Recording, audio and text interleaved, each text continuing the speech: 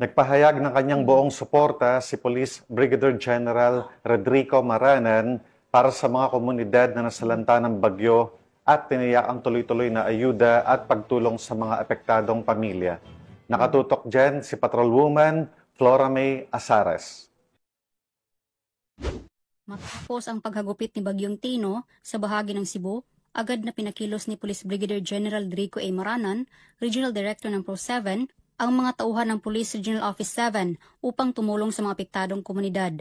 Pinangunahan din niya ang mga on-site inspection at nag-coordinate ng mga relief operations upang matiyak na ang kinakailangang tulong ay makarating kaagad sa mga residenteng nasalanta. Noong Nobyembre 10 ng taong kasalukuyan, personal na binisita ni Police Brigadier General Maranan kasama si Police Colonel Abubakar Mangilin Jr., Provincial Director ng Cebu Police Provincial Office, ang Garden Blooms at Villa Azalea Subdivisions sa Barangay Kotkot, Liloan, Cebu. Dalawa sa mga lugar na lubhang naapektuhan ng bagyo. Ang pagbisita ay naglalayong masuri ang lawak ng pinsala, pangasiwaan ang patuloy na paglilinis at mga relief operation, at tukuyin ang karagdagang suporta na kinakailangan ng mga residente. Ang mga kapulisan ng CPPO at mga kalapit na istasyon ay aktibong tumutulong sa pamamahagi ng relief goods, pamamahala ng trapiko at pagpapatrolya upang mapanatili ang kaligtasan at kaayusan sa mga evacuation at recovery sites.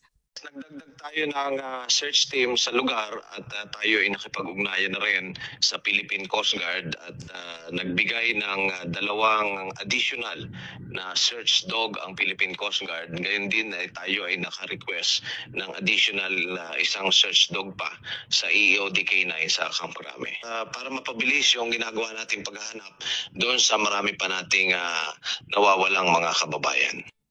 Habang nagpapatuloy ang mga pagsisikap sa pagbangon, nananatiling matatag ang Pro-7 sa pangako nitong suportahan ang pananaw ng pamahalaan sa pamamagitan ng aktibong serbisyo publiko, pagtugon sa kalamidad at pakikipagtulungan sa komunidad. Sa ilalim ng pamumuno ni Police Brigadier General Maranan, tinitiyak ng komanda ang presensya ng mga pulis sa rehiyon ay nararamdaman hindi lamang sa pamamagitan ng pagpapatupad, kundi sa pamamagitan din ng mahabagi ng paglilingkod na nakakatulong sa buhay ng mga apektado.